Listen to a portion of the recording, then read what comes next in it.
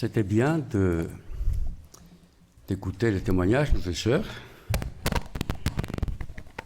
Et donc, c'est intéressant de voir que l'un des noms que la parole de Dieu donne au Christ, c'est les témoins fidèles. Et le mot témoin en grec signifie aussi martyr. Cela implique quand même que donner son témoignage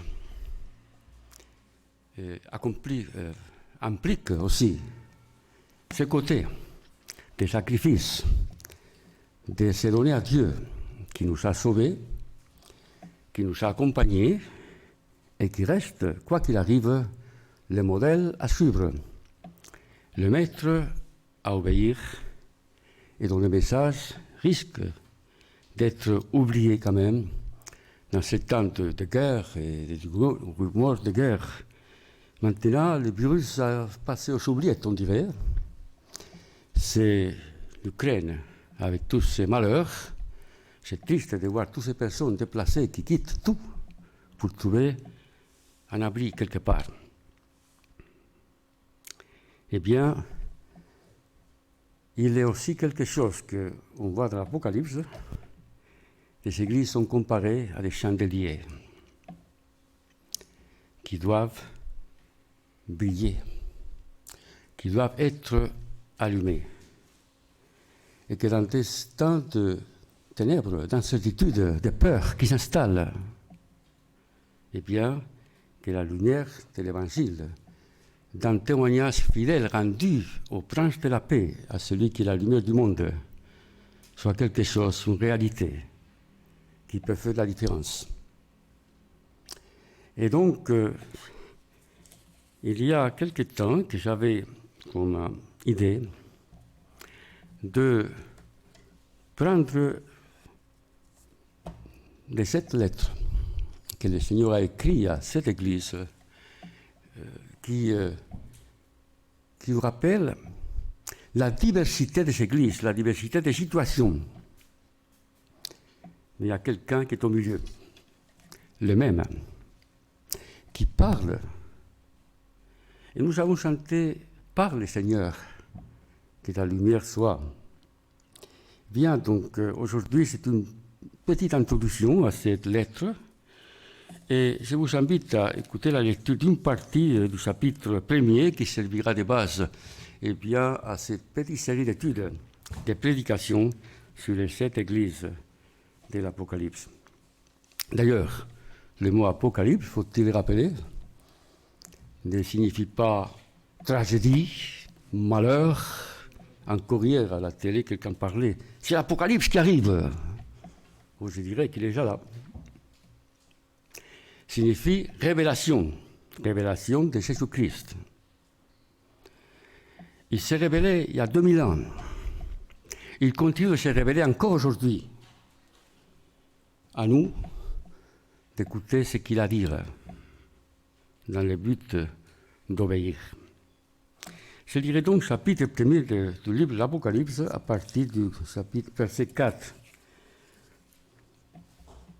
Jean, aux 7 églises qui sont en Asie. Que la grâce et la paix vous soient données de la part de celui qui est, qui était et qui vient, de la part de cet esprit qui sont devant son trône, et de la part de Jésus-Christ, le témoin fidèle, le premier-né d'entre les morts et le souverain des rois de la terre. À celui qui nous aime, qui nous a délivrés de nos péchés par son sang, et qui a fait de nous un royaume de sacrificateurs pour Dieu son Père, à lui la gloire et le pouvoir au siècle des siècles. Amen. Voici qu'il vient avec les nuées. Tout homme le verra, même ceux qui l'ont percé. Et toutes les tribus de la terre se lamenteront à son sujet. Oui, Amen. Je suis l'alpha et l'oméga, dit le Seigneur Dieu, celui qui est, qui était et qui vient, le Tout-Puissant. Moi, Jean, qui suis votre frère et qui prend part à la tribulation, à la royauté et à la persévérance en Jésus, j'étais dans l'île appelée Patmos à cause de la parole de Dieu et du témoignage de Jésus. je fus en esprit au jour du Seigneur, et j'entendis derrière moi une voix forte comme le son d'une trompette, qui disait, « Ce que tu vois, écris-le dans son livre, et envoie-le aux 7 églises, à Éphèse, à Smyrne, à Pergame, à Thyatire, à Sardes, à Philadelphie et à Laodicée. » Je me retournai pour découvrir la voix qui me parlait. Après m'être retourné, je vis 7 chandeliers d'or. Et au milieu des chandeliers, quelqu'un qui ressemblait à un fils d'homme. Il était vêtu d'une longue robe et portait une ceinture d'or sur la poitrine. Sa tête et ses cheveux étaient blancs comme laine blanche, comme neige. Ses yeux étaient comme une flamme de feu. Ses pieds étaient comme du bronze qui semblait rougi au four. Et sa voix était comme la voix des grandes eaux. Il avait dans sa main droite 7 étoiles. De sa bouche sortait une épée aiguë à 2 tranchants, et son visage était comme le soleil lorsqu'il brille dans sa force. Quand je le vis, j'ai tombé à ses pieds comme mort. Il posa sur moi sa main droite en disant « Sois sans crainte, moi je suis le premier et le dernier, le vivant. J'étais mort et me voici vivant au siècle des siècles. Je tiens les clés de la mort et du séjour des morts. Écris donc ce que tu as vu, ce qui est et ce qui va se produire ensuite. Quant au mystère de cette étoile que tu as vue dans ma main droite et aux 7 chandeliers d'or, les 7 étoiles sont les anges, les messagers de cette église, et les 7 chandeliers sont les 7 églises. Ici, la parole du Seigneur, que Dieu la bénisse. J'aimerais donc ce matin faire 3 choses. D'abord, 3 remarques sur le livre de l'Apocalypse. Ensuite, 3 réalités sur Jésus-Christ. Et finalement, 3 rappels de ces premiers chapitres du livre de l'Apocalypse. 3 remarques sur ce livre. La première remarque, c'est que l'Apocalypse est un livre relativement compliqué. Il y avait un temps où je lisais tout ce qui était écrit sur l'Apocalypse. Des commentaires de toutes sortes. Jusqu'au chapitre 1, 2, 3, ça va. On trouvait une certaine symétrie, accord parmi les commentateurs. Mais quand on arrive au chapitre 4, et j'ai vu une porte ouverte dans les cieux, là, ça se complique. Ça se complique. Et toutes sortes d'explications sont données. Et donc, à la fin, je me sentais un peu perdu.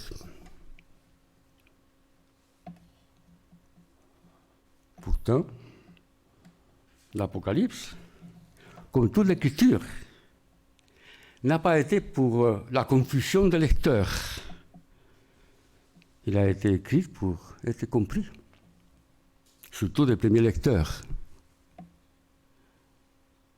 Et même pour nous qui parfois trouvons difficile de comprendre tout ce qui est derrière, tout symbolique, tout ce langage symbolique, apocalyptique, dans le bon sens du terme, qui était parfaitement compréhensible pour les premiers lecteurs, mais qui l'est beaucoup moins pour nous au XXIe siècle.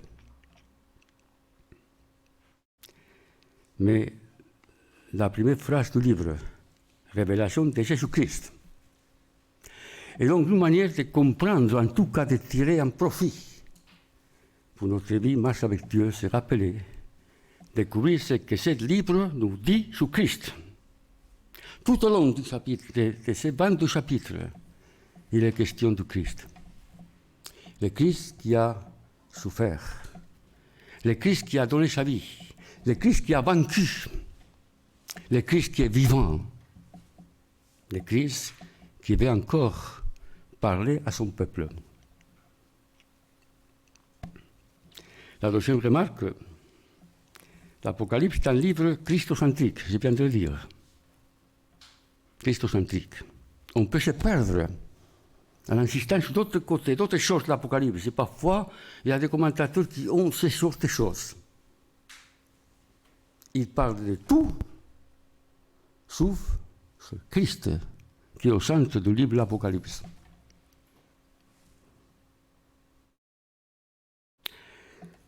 La troisième remarque, c'est que l'Apocalypse est un livre consolateur. Il s'adresse à des chrétiens qui étaient persécutés. Et dans sa grâce, Dieu a choisi l'un de ses disciples qui a été témoin de la transfiguration. 3 disciples qui ont pu voir une manifestation de la gloire de Dieu qui était voilée plutôt, par ce corps. Ils ont eu le privilège de voir cette gloire qui a traversé le corps pour se manifester d'une manière glorieuse. Au point que Pierre dit, oh, il est bon de rester là, c'est bon, hein? Non, il y avait un combat qui attendait. Mais cette vision du Christ ressuscité et glorieux a marqué leur vie. Pierre le dit dans l'une de ses épîtres. Nous avons vu le Seigneur sur cette sainte montagne. Et Jean dit, nous avons vu sa gloire. Sa gloire. Et donc, Jean a le privilège de voir, d'avoir cette vision du Christ ressuscité, glorieux, qui vient, entre autres, les rappeler que c'est lui le premier et le dernier. Il aura l'ennemi qui va se manifester tout au long de l'Apocalypse, on le voit qui se manifeste. Son but, c'est de troubler les saints, contrecarrer l'œuvre du Christ. Mais à chaque fois, Christ est vainqueur.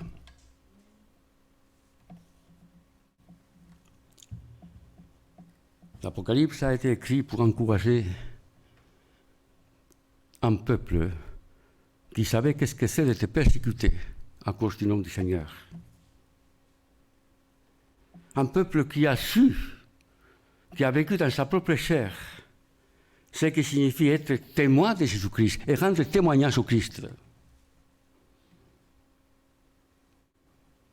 Et ce livre a été écrit pour les consoler. Et Dieu commence pour parler aux églises. Cette église, elle n'était pas la seule église, il y en avait d'autres. Mais il a choisi cette église. Chacune d'elles représente une situation, un vécu. Il n'y a pas 2 églises locales pareilles. Cette église locale,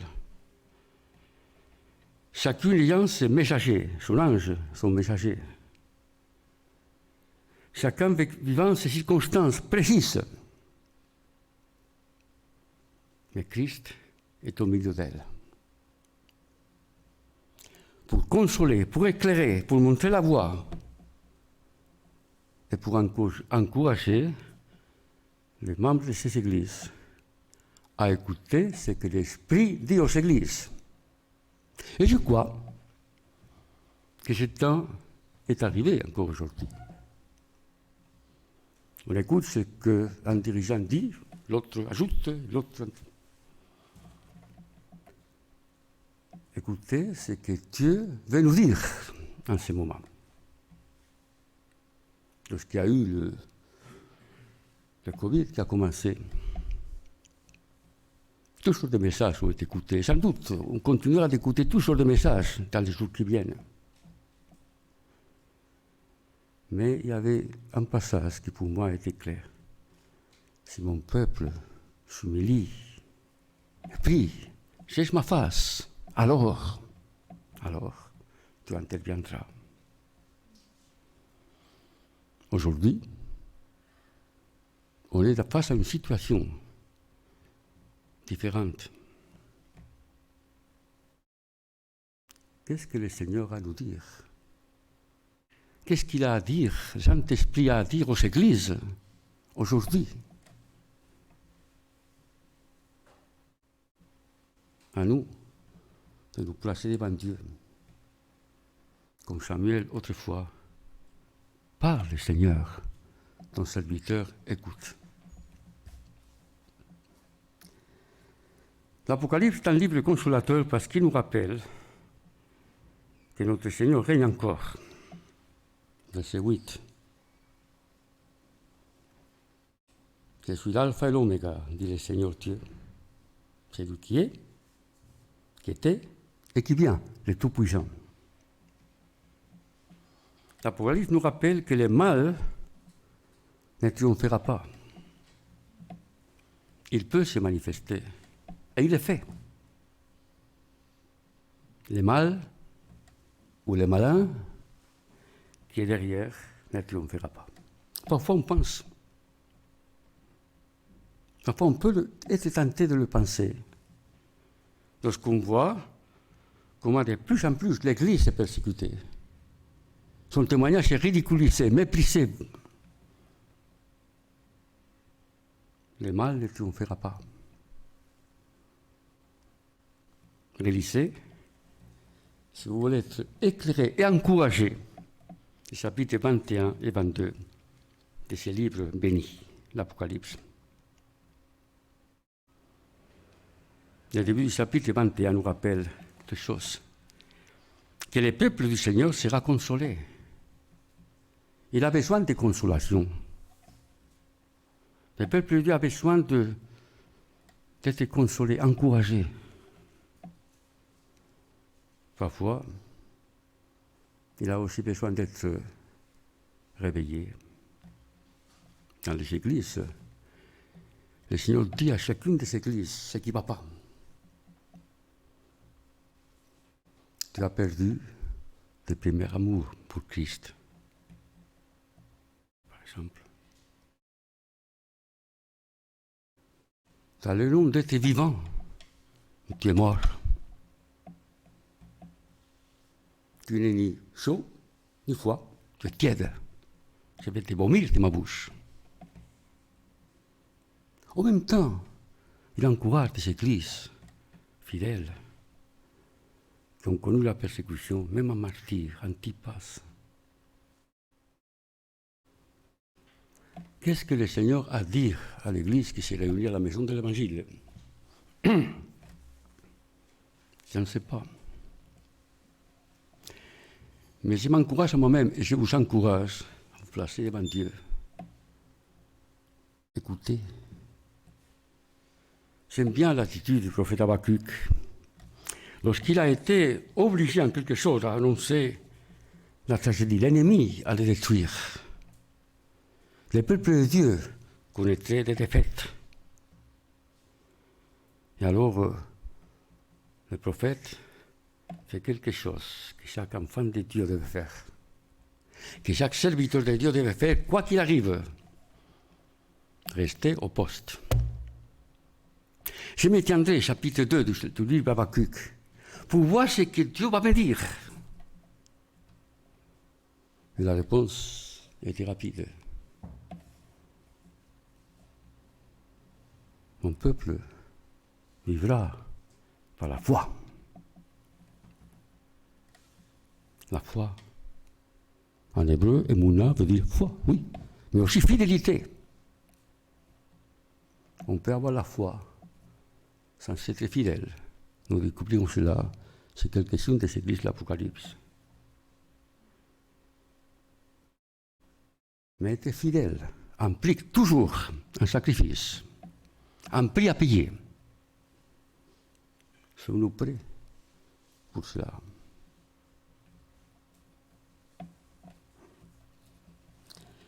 Trois réalités sur Jésus-Christ, d'après ce premier chapitre.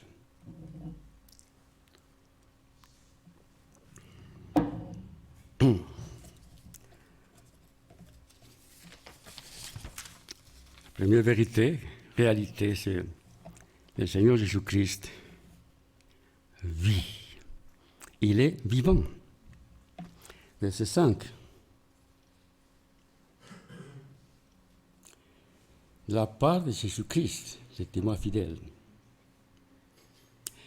Donc, révélation de Jésus-Christ que Dieu lui a donnée. Ce livre a été écrit quelques années après que Christ est ressuscité. Et la présence du Christ au milieu des églises rappelle qu'il est vivant. Cela rappelle aussi que les églises, pour être vivantes, doivent recevoir leur vie de Jésus-Christ. Séparés de moi, vous ne pouvez rien faire. On peut faire beaucoup de choses, hein.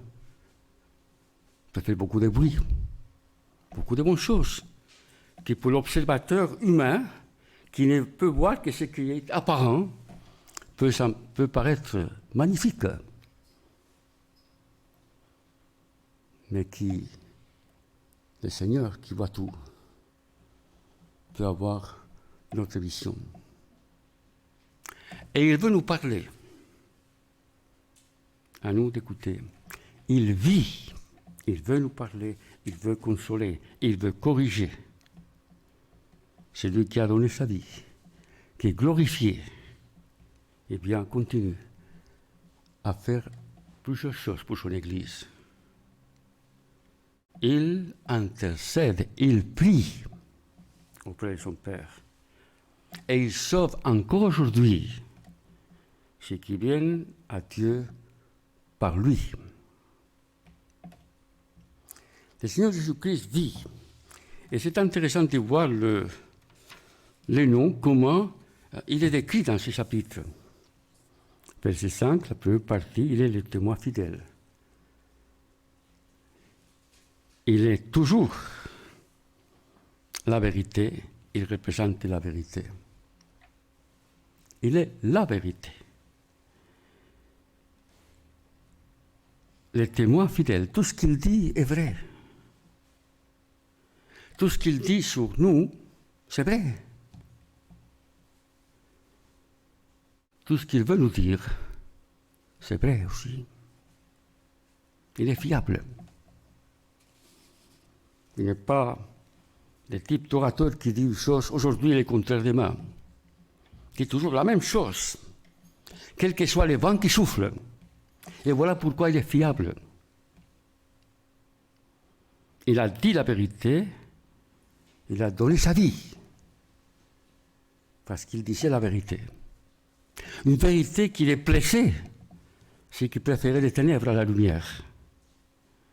Une vérité qui transforme les vies, qui fait que des personnes comme vous et moi, qui ne connaissons pas la vérité, il a fait de sorte que nous puissions le connaître, lui, la vérité, et recevoir les bénéfices de son sacrifice, la foi et la vie éternelle. Des témoins fidèles. Il reste un exemple pour nous. Nous voulons témoigner, nous pouvons faire des cours de témoignage, tout ça c'est bien. Examinons comment le Christ a témoigné. Nous apprendrons beaucoup de choses. Il a témoigné par ses paroles, il a témoigné par ses pratiques, il a témoigné par sa vie. Lui, la vérité incarnée, la vérité crucifiée, mais la vérité ressuscitée vivante. Il est le témoin fidèle. Puissions-nous l'être à notre tour. Il est le premier-né d'entre les morts. Toujours verset 5. Ça veut dire qu'il est celui qui est premier et ressuscité pour ne plus jamais mourir. Il y a eu plusieurs personnes qui ont été ressuscitées dans l'Ancien comme dans le Nouveau Testament, mais tous, après un temps, sont morts. Christ est mort. Il a été placé sur une croix, la croix de la honte, la croix de la malédiction. L'Ancien Testament parlait de malédiction, celui qui a pris soin en bois. Lui, il a pris la malédiction qui était la nôtre, afin que nous puissions recevoir la bénédiction de Dieu, la vie éternelle, une espérance vivante. Les premiers, qu'il soit en tout le premier, qu'il le soit dans nos vies aussi. Les souverains du roi de la terre. Là, on pense à ces paroles du psaume 110, qui est très intéressant. Oracle de l'Éternel à mon Seigneur, assieds-toi à ma droite jusqu'à ce que je fasse de tes ennemis ton marchepied. Cette parole est reprise par l'apôtre Paul, chapitre 15 de la première épître aux Corinthiens, verset 25, pour dire il faut qu'il règne jusqu'à ce que tous ses ennemis soient à son marchepied. oracle de l'Éternel à mon Seigneur. C'est David qui écrit ça. L'Éternel à mon Seigneur. Qui est le Seigneur de David? Ici, c'est différent de l'Éternel parce que de l'Éternel à mon Seigneur. Ça, c'est le Messie. C'est le Messie. Et donc, de cette manière-là, même David a parlé du Christ. Assieds-toi à ma droite jusqu'à ce que je fasse de tes ennemis ton marchepied. David a rappelé que celui qui allait mourir, c'est l'Éternel qui a décidé qu'il soit assis à sa droite, comme roi des nations. Et même si cette royauté n'est pas reconnue par la plupart des nations, il règne. Il est assis à la droite du Père. Jusqu'à quand? Jusqu'à ce que tout s'accomplisse. Jusqu'au jour où des personnes qui les méprisent, qui persécutent ses serviteurs, plient les genoux devant lui et disent « Il est Seigneur ». En attendant, je pense aussi à un avertissement dans le 2e psaume, où la même chose. Il est question des nations qui se révoltent contre Dieu et contre son Messie. Et le psaume se termine en parlant du Messie, tu es mon fils. Demande-moi et je te donnerai les nations pour héritage et pour possession l'extrémité de la terre. Tu les briseras avec un sceptre de fer, comme les vases d'un potier, tu les mettras en pièces. C'est le Messie par qui Dieu va juger le monde. Et maintenant, roi, responsable des nations, ayez du discernement, recevez l'instruction juste de la terre, servez l'Éternel avec crainte. Soyez dans l'allégresse en tremblant. Embrassez les fils, honorez les fils, de peur qu'ils ne se mettent en colère et que vous ne périssiez dans votre voie, car sa colère est prompte à s'enflammer, et tous ceux qui se réfugient en lui. L'une des raisons pourquoi, me semble-t-il, il faut prier pour les autorités, c'est qu'ils puissent avoir du discernement.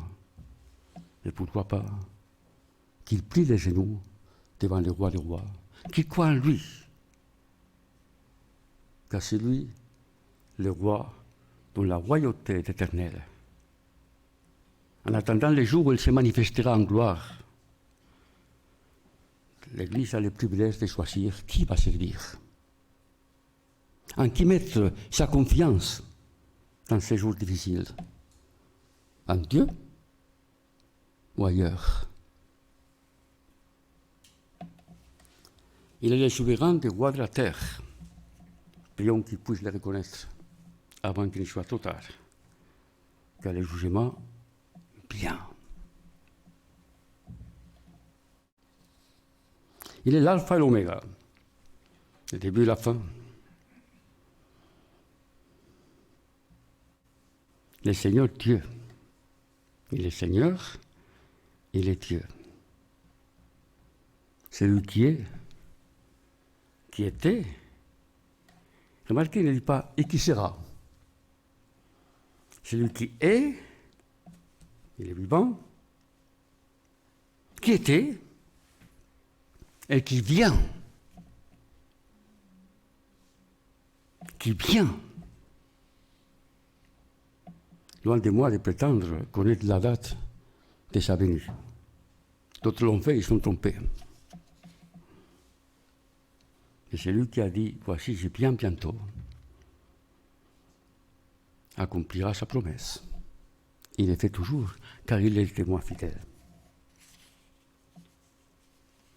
Il est, verset 8, le Tout-Puissant. Rien, ni personne ne pourra l'empêcher d'accomplir son plan, conçu avant que le temps soit. C'est lui qui nous a sauvés, qui nous a choisis avant la fondation du monde, qui nous a choisis en Christ. Il a le monde dans ses mains. C'est lui qui aura le dernier mot. Ce n'est pas tel dirigeant ou tel autre. C'est lui qui aura le dernier mot. Et c'est le message qui ne pouvait qu'encourager l'Église persécutée à l'époque de Jean. Il y avait Néron, un véritable monstre. Il est parti. Christ vit toujours.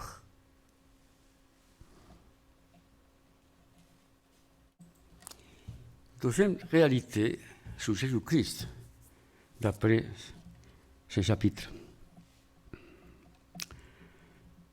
Le Seigneur Jésus-Christ vient, je veux le dire, il vient, et sa venue sera personnelle, sera visible, sera glorieuse. C'est que cette vision de Christ que Dieu a donnée à son serviteur Jean, de Christ glorifié, c'est une vision qui va permettre que tout œil le verra. Tout œil verra, c'est Christ glorifié, qui est mort, mais qui est vivant, et qui vient juger le monde avec justice, avec vérité. Il vient. Sommes-nous prêts? Sommes-nous prêts pour son retour? Comment était prêt? Il y a un verset qui nous dit quelque chose. En servant le Seigneur, en attendant son retour. Ce n'est pas le temps de l'indolence, de la démission, de l'excuse pour ne pas servir le Seigneur. C'est le temps de prendre des positions pour celui qui a donné sa vie pour nous, de choisir à qui nous voulons vraiment servir. Et de prêt à les suivre jusqu'au bout, quel que soit le prix à payer. Attention, je ne suis pas, écoute, envoie-nous la persécution. Non, non, il viendra tout seul. Mais là, que dans la persécution, quelle difficulté, c'est qu'on puisse vivre, que Dieu nous aide à tenir debout, parce que nous nous appuyons sur lui. C'est des défis pour l'Église d'aujourd'hui. Suivre le Seigneur. À où il va? C'est aussi dans l'Apocalypse. Il est allé à la croix, au martyr. Mais il a reçu la couronne de vainqueur. Il a préparé une couronne pour les vainqueurs. Cette fois, il est au vainqueur, dans chaque titre, dans chacune de ces lettres, au vainqueur, je donnerai à vainqueur. Que Dieu nous fasse la grâce d'être vainqueurs et non vaincus par des circonstances ou autres. Car le rocher sur lequel nous pouvons nous appuyer, ce n'est pas des organisations humaines, elles sont faillibles. Mais Christ, il reste le rocher des siècles, blessé pour nous, mais toujours là, afin que son peuple puisse s'appuyer. Et pour ce rocher, il y a d'autres roches, des pierres, pour former les bâtiments qu'est l'Église dont nous faisons partie. Que chaque pierre se trouve à sa place. En passant à l'Église locale, que chaque membre se trouve à sa place. La place du service, la place de suivre le Seigneur. C'est le temps de s'engager pour le Seigneur. De vivre pas seulement de lui, mais pour lui, quel que soit le prix à payer. C'est le prix à payer qui sera celui qui va produire les fruits qui glorifient Dieu. Troisième réalité, le Seigneur Jésus voit cette Église. Il est au milieu. Versets 12 et 13 nous rappellent cela. C'est 7 chandeliers d'or au milieu des chandeliers, quelqu'un qui ressemblait à un fils de l'homme, c'est le Seigneur. Et ces chandeliers sont les églises. Et lui, qui est la lumière, éclaire les églises. les accompagne, les corrige. Il voit tout ce qui se passe dans chacune des églises. Celles qui souffrent injustement, celles qui se laissent aller, celles qui sont tièdes, celles qui sont installées en une sorte de, comment dirais-je, l'église d'Éphèse. L'église qui a beaucoup de choses, par exemple. Mais ils ont perdu le premier amour pour Christ. Que notre amour pour le Seigneur ne faiblisse pas. Qu'il augmente. Parce que sans cela, nous sommes perdus. Sans cela, c'est la tiédeur, le manque de fruits, la défaite continuelle. Et, paradoxalement, le manque d'un véritable amour. Peut-on aimer les prochains si on n'aime pas Dieu? Peut-on aimer notre Maître si nous n'aimons pas les frères et celles qu'il a choisis?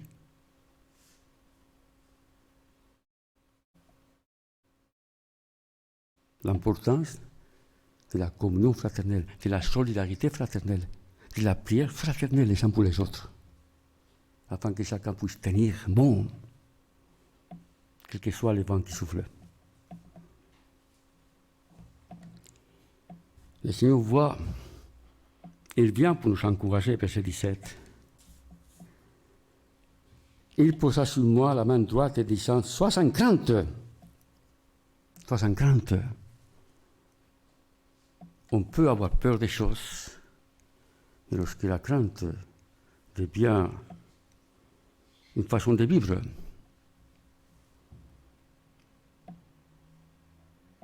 ça qui tue la confiance en Dieu. Ne permettons pas que cela nous arrive.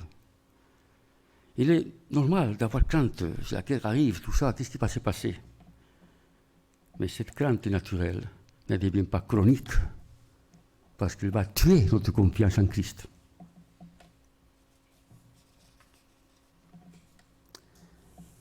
Il voit tout et donc il est venu pour nous employer. Verset 13. Il est venu et après il va dire à Jean, écris, écris. Il a vu le Seigneur, il est tombé comme mort. Non, non. Sois sans crainte. Écris les choses que tu as vues. Écris. Témoigne, rends témoignage de ce que tu as vu. Sois un bon témoin. Écris. Et c'est parce que Jean a obéi à l'appel du Seigneur que nous avons cette lettre merveilleuse. Nous le verrons petit à petit.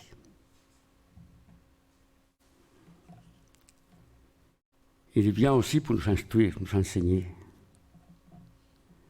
Dans les 7 lettres adressées aux 7 églises, Jésus-Christ nous donne son enseignement en forme de... D'abord, il se présente personnellement. Il se présente,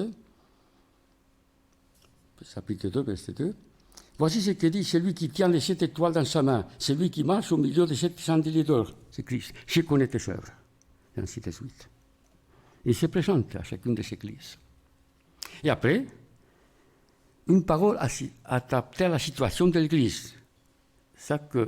Il dit à chaque église ce qu'elle a besoin d'entendre. Pas forcément ce qu'elle aimerait entendre, mais ce qu'elle a besoin d'entendre de la part du Seigneur, le chef de l'église.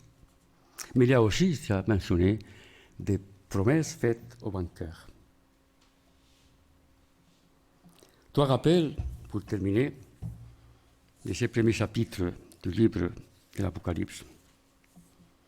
Tout d'abord, Jésus-Christ. Ce chapitre nous rappelle que Jésus-Christ est toujours au milieu de l'Église. Ne l'oublions pas. Je suis avec vous tous les jours jusqu'à la fin du monde. Nous pouvons donc l'honorer, le remercier pour ce qu'il a fait, exprimer notre foi, notre espérance en lui. Deuxième rappel, le Seigneur nous parle toujours par sa parole. Il le fait par sa parole. Toujours pour sa gloire et pour notre bien.